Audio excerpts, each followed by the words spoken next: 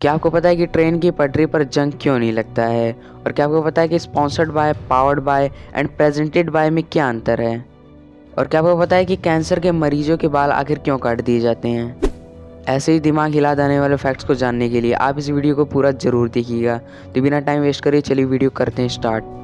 Fact number 13, हम जब भी मोबाइल टावर को देखते हैं तो पाते हैं कि इन टावरों के ऊपर लाइट लगी होती है जो कि हमेशा लाल रंग की होती है। और ऐसे में हमारे मन में सवाल उठता है, इन टावरों के ऊपर ये लाल रंग की लाइट क्यों होती है, किसी दूसरे रंग की क्यों नहीं, जैसे कि नीली या पीली? तो आपको बता दें कि पहले के समय में जब ये लाइट्स नहीं हुआ करती थी तो रोज़ हेलीकॉप्टर हवा में उड़ते तो वह रात के समय में किसी न किसी टावर से टकरा जाते थे। और सर्दियों के मौसम में इस तरह की घटनाएं ज़्यादा हुआ करती थी क्योंकि सर्दियों के मौसम में कोहरा होता है, जिसकी वजह से इन टावरों को देख पाना काफ़ी मुश्किल होती थी। इसी वजह से इनसे बचने के लिए इन टावरों के ऊपर लाइट्स लगा दी गई, जिससे इन टावरों को देखा जा सके और किसी भी तरह की दुर्घटना से बचा जा सके। लेकिन अब सवाल उठता है कि इन टावरों के ऊपर सिर्फ लाल रंग की लाइट्स क्यों होती है, किसी दूसरे रंग की क्यों नहीं होती? तो आपको बता दें कि ये जो लाल रंग की लाइट्स होती हैं, इनका तरंग सारे बाकी रंगों के मुकाबले सबसे ज़्यादा होती है। मतलब लाल रंग की लाइट्स का फैलाव बहुत कम होता है, जिससे बहुत दूर से बड़ी आसानी से देखा जा सकता है।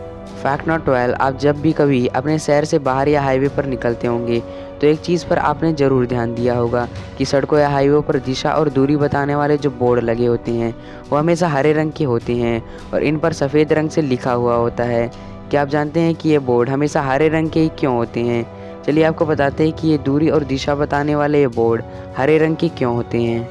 अगर आपको लगता है कि हरे रंग के बोर्ड सिर्फ भारत में इस्तेमाल में लाए जाते हैं तो आपको बता दें कि ऐसा नहीं है। दुनिया के अधिकतर देशों में यह बोर्ड हरे रंग का इस्तेमाल होता है।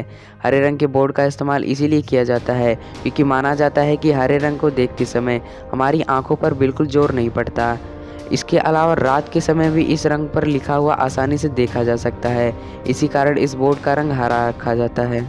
हरे रंग के इस बोर्ड पर सफ़ेद रंग से बड़े बड़े अक्षरों में दिशा और दूरी लिखी जाती है, जिससे कि हर कोई या हर उम्र व्यक्ति इसे आसानी से पढ़ पाए। यही कारण है कि सड़कों और हाईवे पर लगे इन बोर्ड्स के रंग को हरा रखा जाता है। तब आप अच्छे से समझ ही गए होंगे कि सड़कों और हाईवे पर दिशा और दूरी बताने वाले बोर्ड हरे रंग के क्यों होते हैं।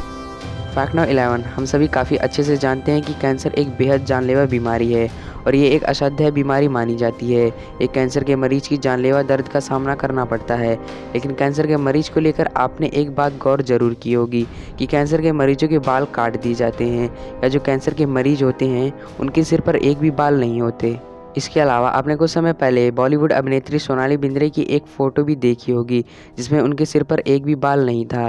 लेकिन क्या आप जानते हैं कि कैंसर के मरीजों के साथ ऐसा क्यों किया जाता है? मतलब उनके सर के बाल क्यों काट दिए जाते हैं? ये सवाल। कैंसर एक जानलेवा बीमारी है और इसका इलाज भी बहुत महंगा होता है। इसमें काफ़ी दवाओं का सेवन भी करना पड़ता है। बता दें कि कैंसर के मरीजों को कई दवाओं का सेवन करना पड़ता है। साथ ही इन्हें दर्द से राहत दिलाने के लिए कई तरह के इंजेक्शन भी दिए जाते हैं। लेकिन इन दवाओं और इंजेक्शन का मरीज पर साइड इफ़ेक्ट होता है और इसका सबसे ज़्यादा असर उनके बालों पर पड़ता है, जिससे उनके बाल झड़ जाते हैं। इसका एक कारण है कीमोथेरेपी। आपको जानकारी के लिए बता दें कि कैंसर के मरीज को ठीक करने के लिए उन्हें कीमोथेरेपी दी जाती है। कीमोथेरेपी के जरिए डॉक्टर कैंसर सेल्स को नष्ट करते हैं, लेकिन कीमोथेरेपी में जिस केमिकल का इस्तेमाल किया जाता है उसकी वजह से कैंसर के मरीज के बाल झड़ जाते हैं। इसके अलावा मरीज को इन्फेक्शन से बचाने के लिए भी उनके बालों को काट दिया जाता है। साथ ही बाल झड़ने की समस्या कम करने के लिए स्कैल्प कूलिंग की जाती है और इनमें बालों को पूरी तरह से काट दिया जाता है। लेकिन ये आपको बता दें कि इलाज के बाद ये बाल आ भी सकते हैं और नहीं भी। तो ये थे कुछ कारण जिनकी वजह से कैंसर के मरीजों के बाल नहीं होते हैं। फैक्ट नंबर 10, देश की जन्म दर बढ़ाने वाली माताओं को दिया जाता है हीरो मदर्स मेडल। दरअसल हम जिस देश की बात कर रहे हैं वह कजाकिस्तान है। कजाकिस्तान में बड़े परिवारों को बढ़ावा दिया जा रहा है। यहाँ की सरकार चाहती है कि परिवार में ज़्यादा बच्चे हों। ऐसे में देश भी जन्म दर बढ़ाने वाली माताओं को हीरो मदर्स मेडल दिया जाता है। अगर परिवार में 6 बच्चे हैं तो माँ को सिल्वर मेडल दिया जाता है, जबकि 7 या उससे अधिक बच्चे पैदा करने वाली माँ को गोल्ड मेडल दिया जाता है। फैक्ट नंबर 9, दुनिया के सबसे लंबे नाम वाली जगह में 85 अक्षर हैं। जो लोग ऑस्ट्रेलिया की मम गुम क्रूटुचे, जो आप स्क्रीन पर नाम देख रहे हैं, हिल में रहते हैं, उन्हें अपने गृह नगर का नाम लेना सीखने के लिए थोड़ा धैर्य की आवश्यकता होती है। लेकिन क्या आप मैसाचुसेट्स में झील, जो आप स्क्रीन पर नाम देख रहे हैं, और दक्षिण अफ्रीका के जो आप दूसरा नाम देख रहे हैं, के नाम ले सकते हैं? मतलब आप उनके इन दोनों के नाम मुँह से बोल सकते हैं। हालांकि वे ताऊ मटा कहाँ गिहांग, जो आप स्क्रीन पर ये नाम देख रहे हो, ये न्यूजीलैंड में रहने वाले से अभी भी पीछे हैं, जो 85 अक्षरों के साथ दुनिया के सबसे लंबे नाम वाली जगह है। क्या दोस्तों आपको इसके बारे में अंदाज़ा था? इतना बड़ा नाम आपने पहले कभी सुना था? फैक्ट नंबर 8, स्पीकर, जिसका इस्तेमाल म्यूज़िक या आवाज़ सुनने के लिए किया जाता है और हम सभी किसी न किसी रूप में स्पीकर का इस्तेमाल करते हैं। लेकिन अगर आपने ध्यान दिया हो तो आपने देखा होगा कि स्पीकर में एक मैग्नेट लगी होती है। क्या आप जानते हैं कि स्पीकर में चुंबक या मैग्नेट क्यों लगी होती है? चलिए आपको बता दें कि स्पीकर में मैग्नेट क्यों लगी होती है।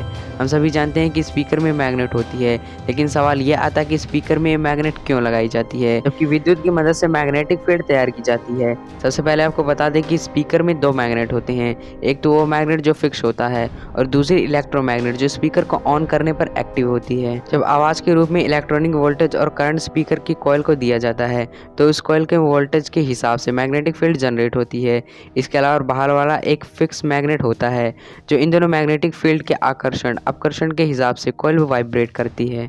फैक्ट नंबर 7, क्या आपको पता है कि कुत्ते टांग उठाकर पेशाब क्यों करते हैं? आपने अक्सर देखा होगा कुत्ते को इस तरह से, लेकिन उसका कारण आज हम आपको बताने जा रहे हैं। दरअसल कुत्ते किसी दीवार, गाड़ी के टायर और खंभों पर टांग उठाकर पेशाब करते हैं।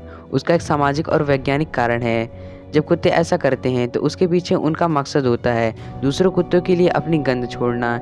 इतना ही नहीं, वे इस गंध का इस्तेमाल अपने रास्ते की पहचान के तौर पर भी करते हैं। कुत्ते का टांग ऊंची करके पेशाब करने की वजह है वे दूसरे कुत्ते की नाक के समांतर अपनी गंध छोड़ते हैं ताकि उनको आसानी से उस कुत्ते की गंध आ जाए। इसलिए वो सीधे खड़ी किसी चीज़ को तरजीह देते हैं। अपनी इसी अनोखी क्रिया के पीछे उनका मकसद यही होता है कि दूसरे कुत्तों के लिए उनकी नाक की ऊंचाई पर ही पेशाब की गंध छोड़ें। इसलिए कुत्ते एक सही ऊंचाई पर ये करते हैं। फैक्ट नंबर 6, क्या आपने कभी सोचा है कि ट्रेन की पटरी पर जंग क्यों नहीं लगता? 24 घंटे हवा या पानी के संपर्क में होते हुए भी ट्रेन की पटरी में जंग नहीं लगता। आखिर ऐसा किस वजह से है? चलिए जानते हैं। दोस्तों ट्रेन की पटरी में जंग नहीं लगने का सबसे बड़ा कारण रेलवे ट्रैक को बनाने में इस्तेमाल होने वाली मेटल यानी लोहे का है। दरअसल दोस्तों रेल की पटरी में जिस स्टील का इस्तेमाल किया जाता है उसमें अलग अलग तरह के मेटल को मिक्स किया जाता है।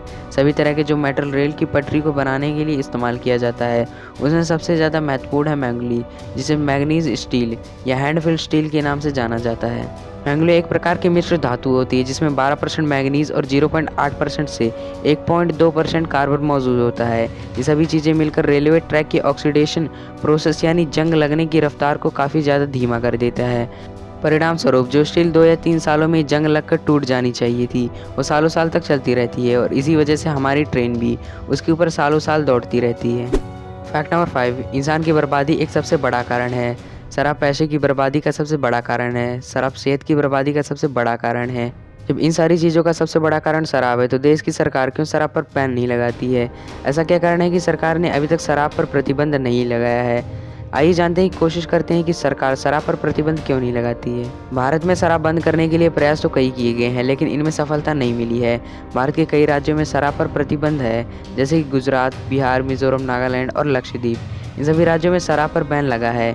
इन राज्यों में शराब की तस्करी भी बढ़ गई है, मतलब इन राज्यों में चोरी छिपे शराब बिकती है और जिसे शराब पीनी होती है वो कहीं ना कहीं से जुगाड़ कर लेता है। लेकिन क्या ऐसा हो सकता है कि पूरे भारत में शराब पर प्रतिबंध लग जाए?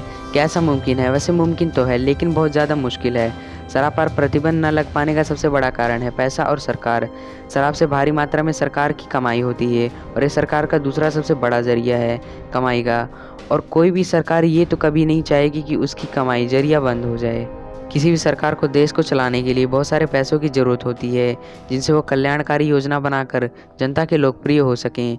लेकिन अगर सरकार अपनी कमाई के इतने बड़े जरिए को बंद कर देगी तो इन सब योजनाओं को पूरा करने के लिए पैसों की कमी हो जाएगी, जिससे जनता के लिए सरकार बुरी हो जाएगी। ऐसा भी नहीं है कि सरकार के सारे कामकाज सिर्फ शराब की कमाई से होते हैं। सरकार की कमाई के लिए कई सोर्स हैं और वैसे भी देश में गुजरात सरकार काफ़ी लंबे समय से बिना शराब की कमाई में अपने सारे काम कर रही है, तो दूसरे राज्यों की सरकार ऐसा क्यों नहीं कर सकती है? शराब पर प्रतिबंध न लगाने का कारण है सरकार और पैसा है, क्योंकि सरकार को पैसा का मोह होता है। नहीं तो अब तक इस पर बैन लग गया होता। तब आप अच्छे से समझ ही गए होंगे कि सरकार शराब पर प्रतिबंध क्यों नहीं लगाती है।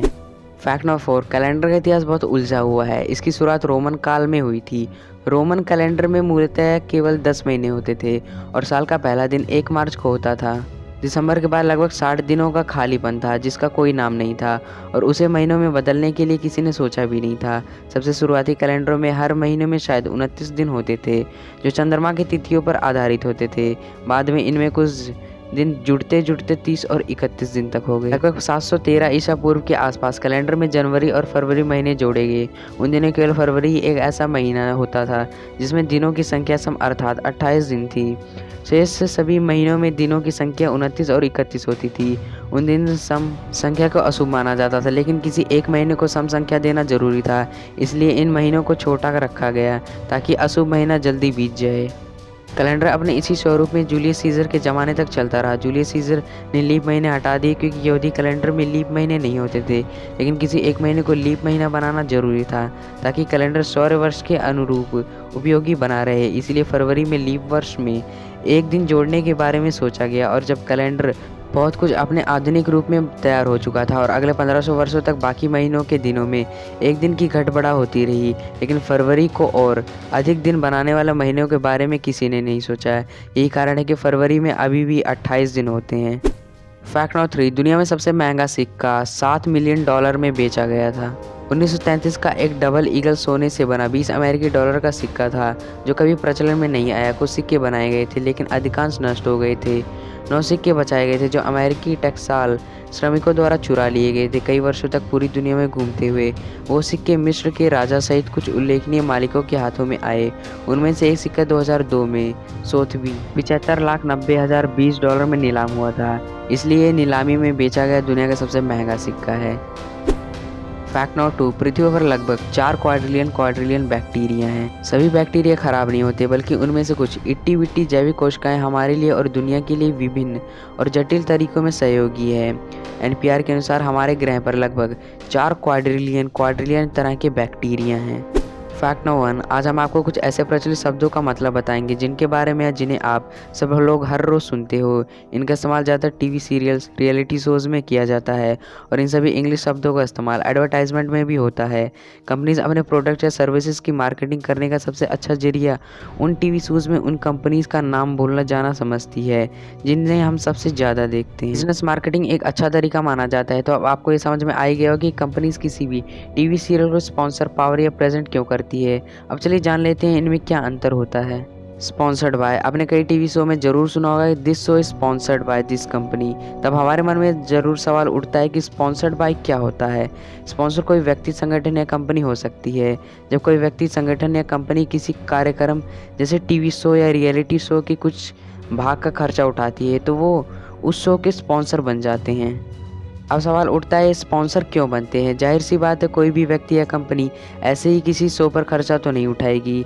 इसका सीधा सा जवाब है विज्ञापन यानी एडवर्टाइजमेंट के लिए, क्योंकि कोई भी व्यक्ति या कंपनी बिना किसी फ़ायदे के किसी चीज़ को स्पॉन्सर नहीं करेगी।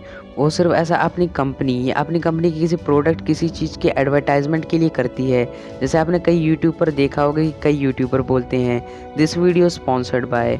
ये लोग भी किसी चीज़ का प्रचार कर रहे होते हैं। ऐसे ही टीवी शो में किया जाता है। स्पॉन्सर उस शो में होने वाले खर्चे का कुछ भाग उठाते हैं और बदले में उनकी कंपनी या सर्विस का प्रचार यानी कि विज्ञापन होता है।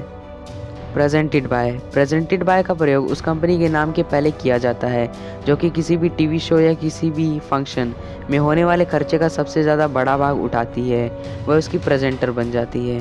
पावर्ड बाय, ये वह कंपनीज होती हैं जो अपने प्रोडक्ट को उस टीवी शो या रियलिटी शो में प्रोडक्ट को यूज़ करने के लिए दे देती हैं। जैसे कि कोई नया स्मार्टफोन हो गया और उस शो में या तो वह कंपनी अपने फ़ोन या तो जो चीज़ कंपनी बनाती है उस शो में उस वजह को बताया जाता है कि किस वजह से आपको ये ख़रीदना चाहिए।